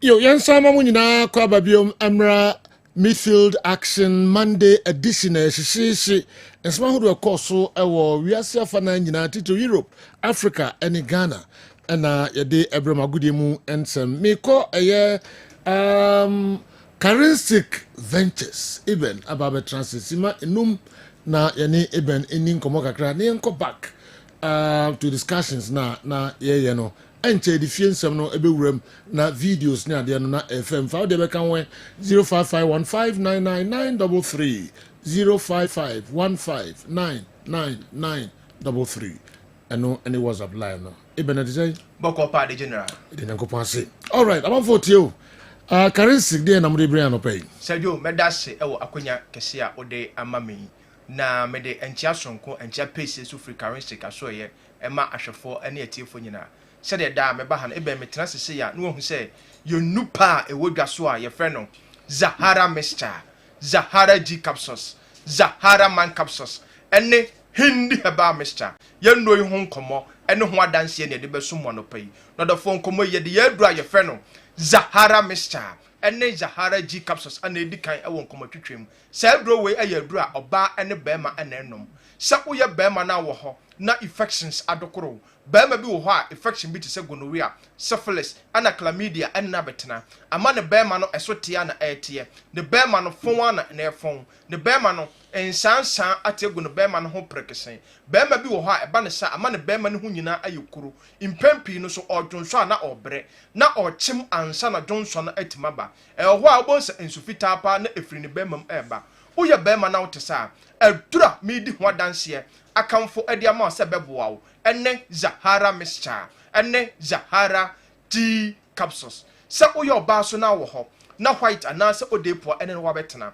oba bi wo ho a white anase odepo ene na betena ama sebi nsuo bi egugu ne nkakra sebi ehunya ni kakra wo ye oba na wote sa de bia meka oba enya ahusiesie nkwa ne se obehye ntade akese ahye wega akese ahusiesie pa edimu ene se obenom Zahara Mixture ene Zahara G capsules no enu ne droba onoma ebeboa wo ebema wa himfie no achi yopo se de be ya nana kwa nana besa babiem ti sa wo ye oba na wote menka kodra store pharmacy shop herbal shop bi ebe wo wo se wo pe Zahara Mixture ene Zahara G capsules se wo ye odofo so na wo ho na wo weak immune system de bia wa ye mere yare nkete ana eha wadwen bibi kakra bi a ubonsa na ote so walking distance kakra bi a obi akwa wonte brentantam no ubonsa onkoa oya bibi kakra bi a na onhuna mane na ote so wonkoa so ubonsa onya infections a adura obi afa infections ne bekwa emabiem no ubonsa ekọ na ba wonkoa wabọ 2 years ni oda hombowa 5 years ni oda hombowa other for utisa adura medi ho danse akamfo ediama sebeboa wo ene Zahara Mixture ene Zahara G capsules so odofo wo ho na osa so ene wabetena odofo bi wo ho a osa wa kwa ohun sesanye bia wo odofo utisa adura medi ho danse ediama sebeboa wo ene Zahara Mixture ene Zahara G capsules odofo yebekọ ye adura ye fe no Hindi Herbal Mixture na se adura we ayadura eboa odofo bi a malaria fever ene na betena odofo bi wo ha etiridi mmowa na etete no tapia nanum aya nwonwonwono ontimi endidi enye kama na aposo nyina eye na ya odofo otisa me kamfo Hindi Herbal Mixture ene dia mawo na wo high blood pressure na ene wa betena no pe Hindi Herbal Mixture akira kwan o typhoid fever na etete wo no ko ba bi atun odro Ghana ha drugstore pharmacy shop herbal shop wo se wo pe Hindi Herbal Mixture sugar level na uncheke ade bia na ekosoro no wo de fa Hindi Herbal Mixture eye waduro enu ne adura ebeboa wo na odofo bi wo ho adwuma oye na eden ogina ententen eche oye adwuma wo eja ho odofo otisa Hindi Herbal Mixture enu ne adura ebeboa wo kodra store pharmacy shop ba bia tun oduro Ghana ha wo se wo pe Hindi Herbal Mixture odofo yebekọ ye adura ye fe no Zahara Man capsules sa dro we ayadura ya ye se de bo ba ma bia ti sa wo ye ba ma na wutie me na wo ye mere na de bia numre unya excuses bi e complain ba ma mesiro twa so Zahara Man capsules na abase ebeboa wo sa wo ye ba ma na wo weak erection wo ye ba ma na wo ba adabrijo wa duro ene Zahara Man capsules sa wo ye ba ma na sisi yale ene wo betena ba ma wa duro ene Zahara Man capsules sa wo ye ba ma na onkomwa na ayemre ba ma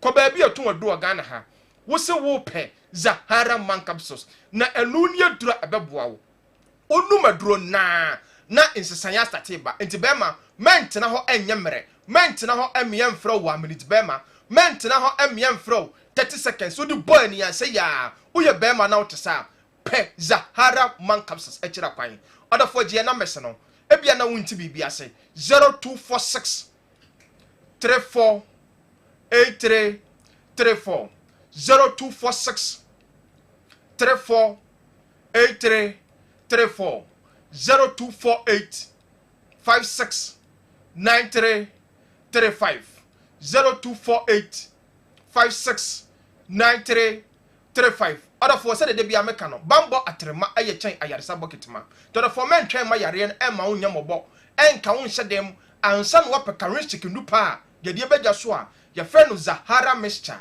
any Zahara G capsules a uto do na odi Zahara mixture no ana be mini Zahara G capsules na ebo abustu immune system no aside to infection bi ase any Zahara man capsules a ebo be ma bi ye twetwe no e friend 1 minute be ma any hindi heba mixture ebo odophobia malaria fever typhoid fever and na betena ye nu pay ya to apete Ghana ha pharmacy shop herbal shop be bia Ghana ha ye to adro bia ye nu no bi ho no for me shop bo se uto adro na obaya danse no aka she charistic adro no eye papa medase the general yenso ye bedase pa for numbers no to dwabium 0246 34 83 34 0248 56 93 35 ye bedase pa charistic ventures enrono eye Montobi, mon friend numbers no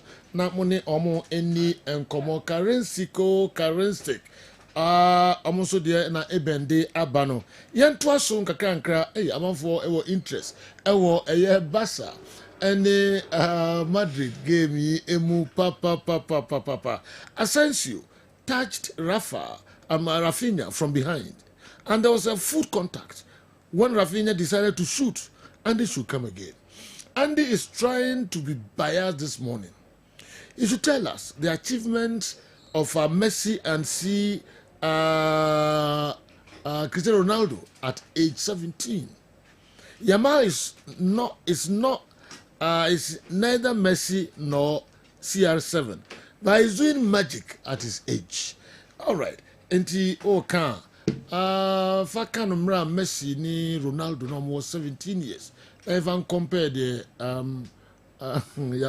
Lami Yama. But what is the correlation? What did I say about Lami Yama? Okay, so I can say Onyenru omo level. That is not what I said. I say he's talking about the technical quality of the two players, and I'm saying that he doesn't possess any of them. So where does the Ronaldo issue come from? Okay. Issa, a customs officer. Issa, so you're in the Barca. Oh, no, in the Barca. I will be a Ronaldo as someone. Yes. And the Lionel Messi. Okay. And the age as any achievement as him. Or care about the skill set of the two players. And our person said the heir apparent to the throne, Lami Yama. And I make us say of the technical set of the two players, he doesn't possess any. Okay. Ya twaso kanka de na course weekend na papa commentary ya faka gram famwe. Oh, Peter Drury. Wow. Senior osi describe Liverpool win no. Mo yinti kakra. Na obe enjoy pa. David, thank you. And the sun shines down on them. For Anfield, a truly precious day. 1 point, just 1 point, and Liverpool are ready to let rip. 5 years since cruel circumstance so compromised their outpouring of joy. 35 years since the great Alan Hansen led out Liverpool last to seal a title in front of their own. A palpable, universal yearning to celebrate. To win it by a streak today. Liverpool to press the tape here and now, with the rest of them not even in the picture. 5 to play, 1 point needed. It is a luxurious position, but it will weigh heavy until it is done. A joy and, as the manager has put it, a responsibility. It's Madison with depth, that's a good header! And there is a kick in the shins for the seemingly certain. Dominic Solanke has risen for Spurs. and stuck a pin in the atmosphere. Salah sifted through for Soberslide. Diaz! Nicked back by Ravenberg. And hit by McAllister! Oh, it's a beauty! And now you've got to believe them! Take Bergvall away. Onto it here is Cody Gakpo!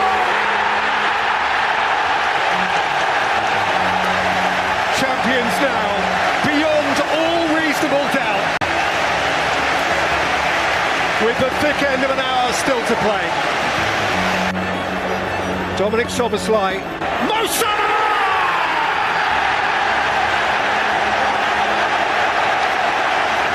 Sunshine and champagne! There was no goal, they wanted more. To crown the moment, the king. For posterity. Mo Salah and the Kop as one. Trent Alexander-Arnold, Diogo Jota, and touched in for number 5. And it's an own goal. As much about Tottenham misery as it is Liverpool elation. They needed little by way of help. They've just been given a nudge along their happy way. Liverpool are the champions. For their people, with their people, and for the 20th time. No one else is close. They have ripped it up, champions with a month to spare.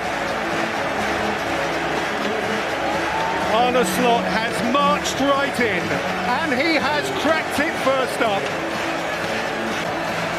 Mo Salah, heaven sent, a footballer from the gods, the relentlessly thrilling points of difference, now a two-time champion, and he's staying for more. Virgil van Dijk, the embodiment of class. He is alpha, his poise, his effortless athleticism, his charismatic leadership. And Arne Slot, he replaced a legend and he became a legend. It is a personal feat of extraordinary substance. Calm, gracious, and until now undemonstrative. Twice now for Alisson too, still the epitome of calm resistance. Some are doing it for the first time. Robertson, another two-time.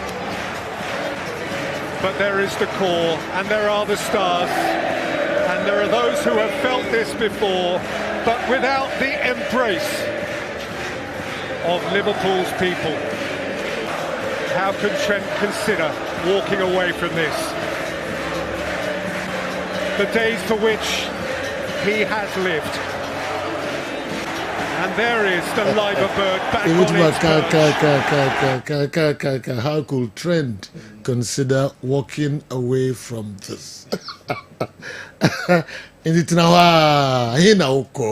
Okay, wow. Hey, Peter Drury, it will be a now must say any chrome cast and do baby ultimately. Now, only 92 years at me. You can say tree commentary. There's always Santini and as I am Fantini, and now we say, you know, Chrome cast and all the year commentary now. With my baby. No, say you chrome cast. I know behind the meeting. Martin Taylor on French, John Champion on French, yes. Proud Foot on French, yes. But you know, he's an embodiment of a poet. Yeah. He's the embodiment of a comment. Oh, you're poet. Yes. Say, how he works into a pen or dear. Yes. Yeah. And this will be our dream home. Or why not bunting work? Hey. How could Trent consider walking away from this? Your description of the place. Or Tiwa no can any dream. Oh yeah, something else. Yes, Peter Drury. Oh yeah. No. Oh no. The Liverpool, congratulations. Then now come for Muka Krebi, Omaji. I can see, you know. You know, Liverpool trophy no 4 games to go. And the panel bone in Charlton, he replaced a legend and became a legend. Do you know? coaches omo ba Premier League ma omo first season omo agye no omo wa ade ba ko coach we ni bi apart from Manuel Pellegrini na onye winner no omo nyina level of experience and slot ni bi Carlo Ancelotti, Antonio Conte, Jose Mourinho, Manuel the Engineer Pellegrini. Yeah. So Pellegrini adwuma koye no Villarreal. Yeah. Edi Malaga so eba Real Madrid. The level of experience no ba Manchester City. E beji in the first season na the level in the experience no was structure and slot. Conte with Juventus obie nim de okoye wo Juve. Yeah. Jose Mourinho needs no introduction. He was young. But Jose adwuma ewo FC Porto alone. A man that level of experience. And it's a coach is when you know level of experience no was so a chair and slot. Yeah. You know, he came to the Premier League. This is a league almost spending 1.7 billion last season over the summer transfer. Oba, you know, there was an uncertainty for his centre back. Peter Drury described Virgil van Dijk as an embodiment of class. Oba and Mo Salah ye obeko Saudi obeko another uncertainty. And I threat Alexander Arnold so there. So 3 players are so integral to the setup of Liverpool. Van Dijk the attacking play Trent, Mo Salah, goals about 80% of the goals Mo Salah. That's how players in their dreams said obeko. But again, the coach find a way. And my players, no, it will be an Asala crowd. I could grant interview. Still, I who's affecting the performance on the field of play. Look at the banter between Salah. Any coach, open your friend, Jimmy Carragher. But still, I know effect with Musala. And General, but finding a way. Check the grabbing big rod, the midfield of Liverpool. Grabbing back from Ajax, Bayern Munich, one team and cementing the position of Bayern. And a club kofa ne ba or the nepa no na uhwe the profile is different from McAllister, different from Dominic Soboslai. But no one thought obetimi afele the guy because their plan was to go in for Andre Trinidad. No me bon number 6 na Fabinho Ebonemomo. But he set up a register in front of the back line and the rest is history. Into coach na ye adwuma and general Liverpool a few teams are players in about some performance at Depo. Even Darwin Nunes say games ni bi o be game changer at the my friend Liverpool. Until Liverpool work for it, you can obey me as Chelsea about Man City about no in all and slaughter ye Juma and you know he was focused. He made sure say City no almost starting on the club time and no bottle no way the bottle and you know the performance no a level a watch no until you give it to Liverpool and slot and Mo Salah once again. You know what Jenny Dean will Premier League in him. Ne betche see a bigger player.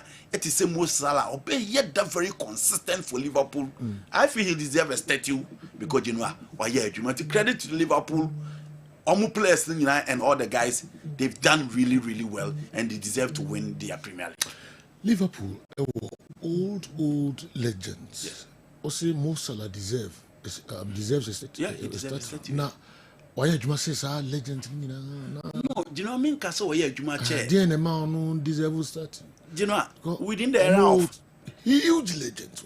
Yes, do you know almost huge legends, but he has achieved it in all. No, Minka says uncle for the man first statue more. We are talking about Salah now. Fine, but I didn't know how many be.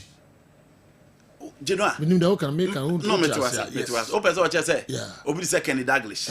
Obi say Bob Paisley. Yeah. Obi say Steven Gerrard. Obi na obi o. No, I've not checked, but I'm saying that. Don't check in here. No, they don't need. Maybe I'm suggest to say. Gerrard didn't. Gerrard. Yeah, I didn't Steven Gerrard. They are most Salah nyamroye. Waji champion, we saji. Waji league, unji league. You know, I didn't Salah, and it's been consistent than all their players in the last 5 years. Which player within the Liverpool history? Because you know, here can you Robbie Fowler, Stan Collymore, Jimmy Carragher, and then we talk about Steven Gerrard. Omona Yeka. English boys. Egyptian. He has achieved Egyptian all God, of them. God. Do you know what? Are you sure about He's playing 3 UEFA Champions League finals. 1-1. If not for he has 2 UEFA. He has 2 Premier League titles. Gerrard was saying only be. Gerard Modian, we agree. Gerard never had the opportunity to play in such a quality team. But I'm saying that within that range, it is Mo Salah. Say no, Mo Salah dey na why no Thierry Henry mo ne place na e bomb. Didier Drogba mo na e bomb di bebrebe no. Gerard had some class big crowd. Andy, compare just a few. Yeah, compare. just a few. Only class. Yeah. Make team. It's not a team. Okay. Team Liverpool. Me the can start you. Yeah. Any comparison? No, case Gerard in more team a work quality to say we. So you share Benitez team I back close to winning the Premier League Alex Ferguson in 2009. Okay. No more Fernando Torres. No more Xabi Alonso. No more Javier Mascherano. No more the likes of Jamie Carragher. And so all these guys were so consistent. Jermaine Pennant and all the likes of Stephen Finnan. That time, not Stephen Finnan in my field. Who was the right back? 2009. Whichever way. Abeloa was the right back that time. Now Fabio Aurelio was now Daniel Aga mo at the back. So it was a consistent team. Sharp midfielder Ben Edu Xabi Alonso current Liverpool team. No, none of them. Yeah, midfielder Ben Edu or no one Steven Gerrard. No, none of them. Striker Ben Omonti said Fernando Torres. Sergio, it was a touch of a class of a team. That year they bottled it. Kitwe bi no muye lose Alex Ferguson ebeji. Yebesanya Ana Suarez, okay Suarez, Storage, and of course Raheem Sterling. That one was also a very, even though it might not be too complete at this one. But Sergio Neno near Brenda Rogers and bottle. The point is, in all this, do you still believe Salah deserves a start? More than deserves, Sergio. Wow. Yeah. You know, Mo Salah, we're paying due to the Premier League. More than deserves, Sergio. We're paying due to the Premier League. And it is not a Liverpool of 70s, 80s. No. And yes, sir. Where a Liverpool, Premier League, off at he gave them the first one in the first 29 years. All right. That is the Salah we're talking about. Okay, Emreko 11:28. Emreko ye papa. In some P, so weekend, the minimum say, we should be 5 minutes. Be Napoli overtaking Inter Milan. I was so, Italy, and easy cry. And other gonna for Yembra African, some P, na Yemi Ghana. Okay. Yeah. Me share Roma against Inter Milan. I'm share Napoli to game. I'm having goosebumps listening to the poem from the poet on our 20th league title. Saidu, thank you for this elation. Joseph New Edubiase. Okay. Our goosebumps ne tree. Say, I was saying. Why are they? Oh, teach you. Yeah, cause who did you? Yes. That Mickey Kirchy, I was straight to you. I had remember who's away. Why are they? Papa. Okay, Yonko. Inter, team, nipa bebree would you almost say they are the team to stop Barcelona. But they are in their worst spell this particular season. 3 games on my bunina and on team winning. And we show more against Roma. Inter for one game, Basa Martin into no more fambulana. But you give it on more top on back with Scott McTominay. 2 goals na Genera. And no demand Napoli in the game against Torino. And Conte is a league specialist. Obi him. On one another first. And the Inter be taking and one some back first. Let's see, because games now Kadisha and said, Inter Milan from treble in less than 2 weeks. Almost on here on Beco trophyless. Coppa Italia, Italian Serie A, and now they are waiting for the Champions League game against Barcelona. So almost are careful.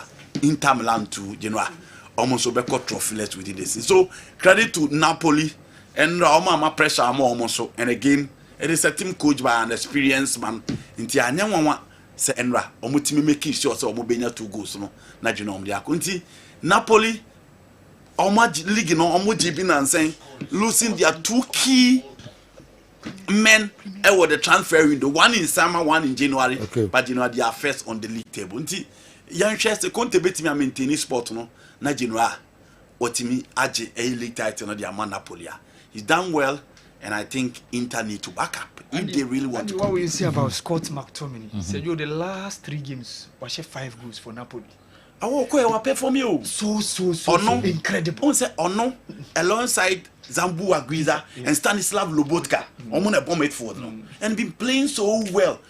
Not playing so much under pressure and he's performing. And again, he goes into the books of Manchester United players now. You know, yeah. And you know, McTominay is playing like he has been in the Serie A for years.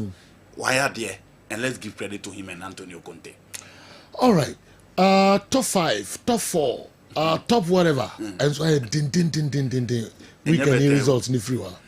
You know, it looks as if Chelsea is gradually giving me hope. And you know when you come free up. You know, bet my BB. We go na no match no. Say nya ni bra ka match be no akoye radio. Oh yes. Radio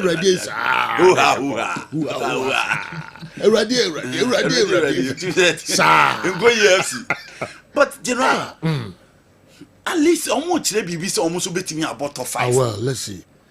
Now no more say this game say Chelsea na after Everton no more brena come out in combe draw. Okay. But after Nicola Jackson she go no. She how look at the reaction of the Chelsea players after oboje ball from Beto no. Na she be o the ball ne 2 year. O say nya second my referee no timi be offside you know. Nottingham Forest ball where the FA Cup. Crystal Palace Man City Cup finals. Games ni be bad so midweek. Until na Arsenal City no win their chance to play. Now you know I left with Nottingham Forest or mo ball no mo timba back here. Newcastle United Chelsea Man City Nottingham Forest say ba ko na di no obe free. But as I said, Chelsea na what the difficult fixtures as compared to the rest. Liverpool, Man United, Newcastle and then Nottingham Forest. 4 games he said say Chelsea timia winimum yenu kura na. At least I'm betting about top 5, but very, very difficult. So I'm betting Man United at 70. Very difficult. Very difficult. Man U at home, Liverpool at home. Newcastle was in James, and Nottingham Forest was the city ground. You know, matches and heading. United did the miniature was say, my psyche me honda da. Inti ya Me Chelsea. Okay. My psyche me honda inti no. And ya. Multi Man U Stamford Bridge. Okay. Okay, man, you know. They do. Omo da femo. Okay, omo no match that time draw. Omo no match that time draw. Na mo Liverpool game. Yes. Omo je but still. Na mo ko Newcastle. Me just some of the top stars in the Bible. Omo fan kola no kra me bo. Obi wants me busy. Sir. But Newcastle so omo ka ho. Yes, Newcastle ka ho. Engineer ko wa o sha. Mo matches na mo bon there. Money Newcastle ne Nottingham Forest na finals. Yes. Because Nottingham Forest say Chelsea show more the last game. I say Chelsea be na baby edina. But came be a city ground and they find it difficult to lose at Newcastle, Nottingham Forest, Liverpool, Man United, Manchester United. Young twas so media is here fine. You come every and so Ephraim. Oh, comedy top scorers no bro. But later bro, all time top scorers. Premiership no emo. Salah 185 goals. Yeah. And that's some get up. I'm sorry, Alan Shearer still out on leading 260 just goals. Behind Andy Cole, Wayne Rooney, Harry Kane, Alan Shearer. Sure. Women Kwana or more than him. And then him. Yeah. Yes. And I'm still counting. Yeah. I will be able 2 years. Yes, 2 years. With me assigned to be account. Well, say now was watching a Wabranti or deserve a statue. And also a born homodin ye papa. You better see Africa. Now we have the El Coso and so I remember and a 20 championship no El Coso I shall say din saying and a see our edge and say Simba Ababewura finals of Confederations Cup no. In the last 3 years, Tanzanian clubs mienu Eura CAF finals. CAF I can see finals emu. And yet asem ketu akra we any other stories. Our Eddie Bray. Chris Eubank defeated Nigel Benn in a highly anticipated bout titled "Who is Fooling Who?" on November 18th, 1990. For the WBO middleweight title, 35 years later in 2025, Chris Eubank's son, Chris Eubank Jr., secured a victory over Nigel Benn's son, Conor Benn. My questions are, has there been any other instance in boxing history where two fighters face each other and years later, Their sons also fought professionally. Second, will your crew consider Eddie Hearn the best boxing promoter? Or Heneba Kwachi Cologne Germany would be Friday and Maniba Jimmy. Yeah, Tiabo, I have Wajuma. So I'm a weekend they see us, so don't know. Eddie Hearn, I heard you about Donkin, the Bewan so Seju. Donkin, okay. Donkin Bewan so. All right. Oh, about our Donkin and organizers and you've been Eddie Hearn. Okay. You've been Eddie Hearn. Our young twasso. Yeah, but videos in our Hamadamunabotre. Your videos in our you be showing na ya tuyabo amamonso mahwe enema ekoso ewo GPL centers no titru the koso ewo Brekum Bernard Amofa Dwantua president Brekum Chelsea okay udi ose aye oyo mini ushia o mayanka weekend ibium na you could display papa Chama Chama come good one. Oh, Chairman. Mr. On the president. Yes. Fahobono. Na boss one them so nim there. Baby I okwa ho the sade nim. Boss one. Hey Chairman. Unikabo. Ordinary ni nya ko protein. Yes. All right, Kwame Miki atrase. Obi do akwa kore na mawia. The Osayi ni na dey ho kore. Enyo na dem kore. Oda do kore. Ni na dey ho kore. Yeah. Say Paul am say do yankwa say oh dey na do kwen say ene mama mi ntaso. Oni ye koma yanka no so koto na mpie. O say medru 15. Miss medru 15 minutes. Opaki ya dem small paki na cheap ni associate ni wure mu koye action. Yes. Ponchina ngasa yepi no mo bom so ma. All right. You didn't want me that. Yes. Over Joshua. Boss was sadini. Bokobi. All right. Yeah, twaso. Osebo tintina ye koye no obese na me chairman. Unka dey enam hinini ball nyoma ewom. Enam ball nkomo nkwa boss one ya chichi round no o ndio ma chichi. All right. Who were free? It is me nkwa na mo stage. May you were free nkwa na mo stage. Okay. Emma Jaka. Chairman Shebo tintina obese match no. And because no matter what's I give him, there's no way about you or so beshe. So we're sure. All right. I'm being but in some I bet you know there be home discussions ever had videos now do you know. Na move you on them. I know you was saying. I want that already was. You said. I got that already was. Yeah, but so the go come. I was so in Boswa. You're teaching around. Everyone, only Casabia catcher, Aquana, or say, no way you know, you say, we're not upon 4.5. I'm saying, the only way. All right, you go. Mastercard and a Sabre UEFA Champions League, you know.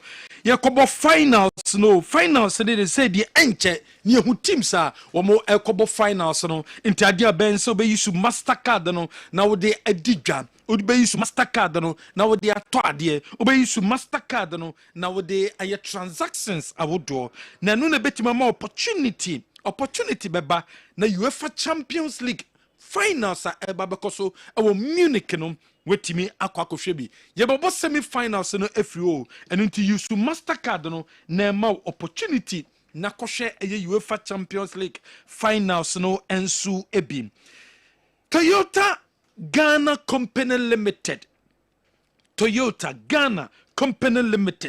omnam this Toyota Starlet no e dia betwaso na Toyota Starlet no eye car utenemu a unya comfort uchia comfort wom car no FE papa ne performance e wo soro ne safety e wo soro car no udisika to a untu sika ngui enunti opeka papa to a kopet Toyota Starlet Toyota Ghana Company Limited womade abano na Starlet a 5-seater saloon car nipa num enetinem na o tina ka no ma o leg room chese o tene ma o nine no o kotodwe no nye so ho kire ka o tene ma o timi tintine o namu de abra unya problem bia aye Toyota Starlet no shene so se Toyota Starlet no engine no aye 1.5 liters enunti uyisu a ne performance e wo soro engine no enso enum petrol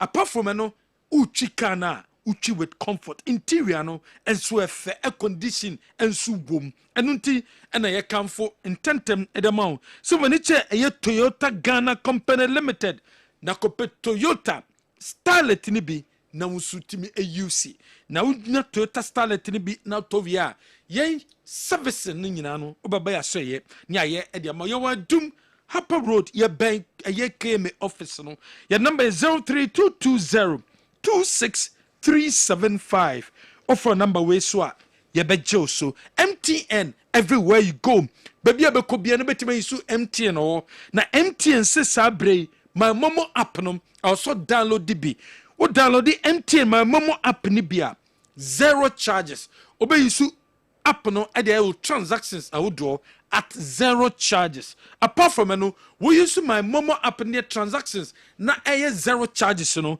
na e11 so zero deduction into betima sendu sika bia obeso sendi bia ewo MTN so my momo app no and into download the bia bomba tentem na download my momo app ni be general okay yemfensia. Okay, Kofi Adams was talking about leadership when he met the GOC. Okay, name Michael, I remember o message, don't worry. Maybe later.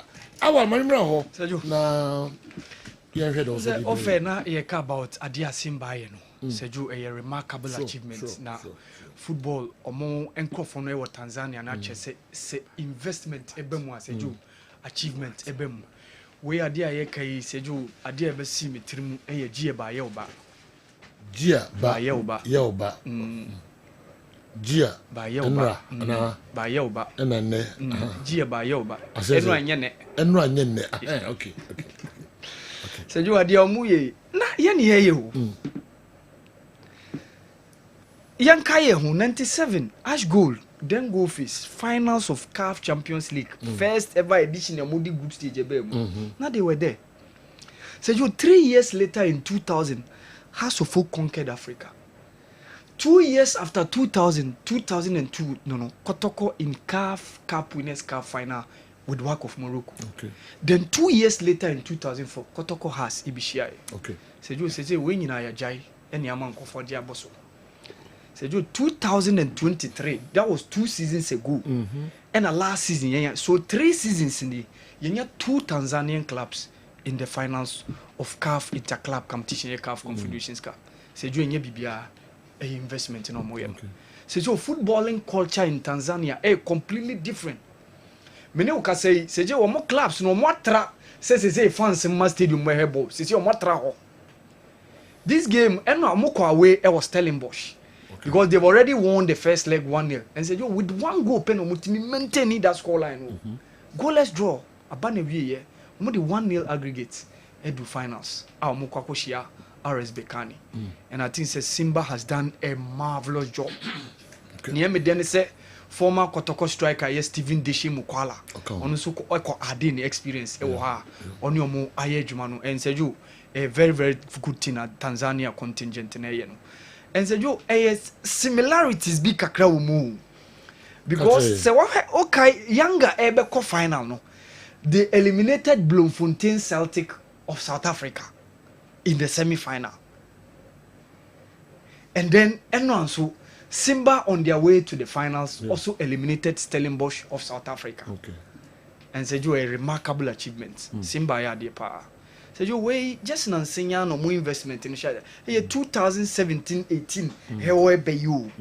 And said you check it the result of Adia Munya with regards to investment or Muyo. And now they are cooking it. Now they've seen their clubs. The only thing I can say, Simba ntimi nji ade no. Say Yanga ntimi anya say Simba ntimi ye. No, we are the first club to bring club football championship. Say be a why win a title at the about or minimum. Say no Eastern African country have ever won any CAF interclub competition that. no any club from the Eastern African country. Okay. And it may be that. And say Joe, so I have a free West Africa no ye Pierre Gunchen. Ye conchain. Yes. Because over Champions League ye ntimi making it through. Yet me drew even Champions League group stage ye boy ya fi way. Western African club anyway. Obi enka confederation ye who asek mimosa wom. Enu kra say yo ye kwa ni mo mufrim. Last season we had Dreams FC in the CAF Confederations Cup. They performed beyond expectations, reaching semi-final. And Mediama when the group stage is almost free. So say Joe, West Africa so no the Kodechiri. I say Joe, under 20 nations here. The Tanzanian clubs in CAF Champions League should be related to their students winning the boys' school football competition hosted in Ghana. Yeah. I think the country is doing something special with football. Dr. Moses Agawena Amagna, senior lecturer, the Montfort University, Leicester, and the way or their relative, yes, idea unte who if junior level, no, but now they are picking up. Even the under 29, Koji Fatau Isakumu time, said you not they were also part of that competition. No? And now said you almost had your more when serious na kwa women's football. Even picking our own coach, Meka Yusuf Basigi. Oma ba be fano e de apo so it's a deliberate thing omoye just to make sure say football e baba so e wo honom. And said you ni omoye no enye rocket science. It's a deliberate plan omoye and they are getting the results. Okay. Yanto so ma memfa we emfam ho na de we e ba Alhaji Mama Saleh ifro wanchi banda line Peter Drury. The Peter Drury man is not just a commentator. To be able to do like he's always dazzled many of his super commentating skills, you need to be knowledgeable in history, geography, elective maths, chemistry, physics, and many fields of study. To understand this, go and listen to his super commentary as Roma versus AC Roma versus FC Barcelona in Rome. Alhaji Mama. Wow. Peter Drury. Yeah. You love listening to him. Yeah. Oh. So the under 20 nations here, host nation Egypt played against South Africa. Okay. Very, very intense game. And the host nation won by a goal to nil. That game the South Africans, I saw one young guy from the South Africa team, Vilakazi, said you, he's one to watch. Said you, or a one for the future power. So bet me so with this talent in our one, said you, or you're one of the players, I bet me who say bet me about into the limelight. You know, it was a marvelous game. 2 posts, Obia 80 posts, but Egypt has the last laugh, no, by scoring the only goal a bar into the game. So we had the other game also, and also course between Sierra Leone and Zambia, and also a goalless draw. So the only 2 games now bar so no 1 goal per and a bemu enwa under 20 now a chassis Egypt no. So and a game be around 30th of March na of the month na games in West South. So we said you be attract the performances of Black Satellites under 20 tournament already. Coach Desmond of any man so we be him near who modimba mo bedanedi already Desmond of the to just say Ghana qualify to the World Cup under 20, and that is the target we need to have right now. So I know you will not read my message, but I'll still ask my question. Last season Manchester United won the FA Cup but was not in the top 6 on a GPL log, but kicked Chelsea out of the Europa League. Does the FA Cup have a link to the European League? Please let Andy help me with explanation. And why can't Chelsea qualify to the Champions League by winning the Conference League? Solomon Apam anyway about winning Conference League. Qualify for Conference League. And you Europa Champions League. They call Solomon Apam. So Sergio, Saturday no yenya CAF Executive Committee first meeting. Okay. And Sergio, omo elective 5 vice president omoba 5. Yes, vice presidents. Okay. Omo any new administration is the second term of Dr. Patrice Motsepe, and very good for us. our own FA president, Mr.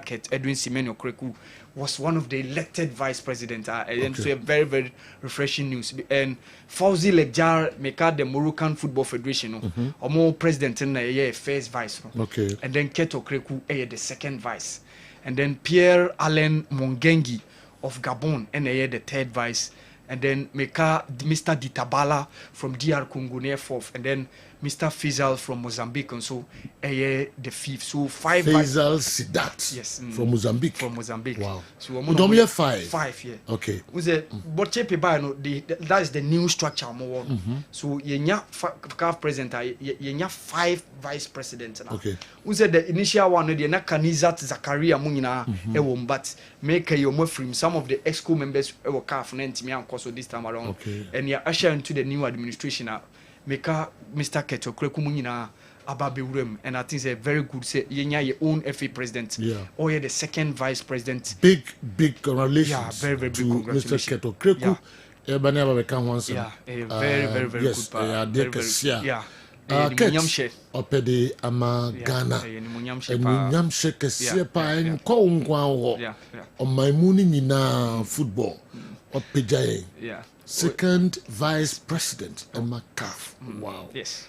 Yenim so obeye ho adwuma yi pa we are large groups are say nsuo no mi demubi yes na sa position no so no wama enya nsunsuaso ewo Ghana football so papa yes let me count you say you say your boss entimi enko second vice Africa na your football no so beye bazaar let me count you say your football no enko form it's a basel corresponding with the level of senior kwanya offer so wetin ko drusro ho no enunyam shepa that's packet congratulations big one ne momboa na empeja Ghana football man ko dru ba bia Ghana football you deserve say you work yes so you book competitions I would Ghana can Black Stars yen qualify and conquer boka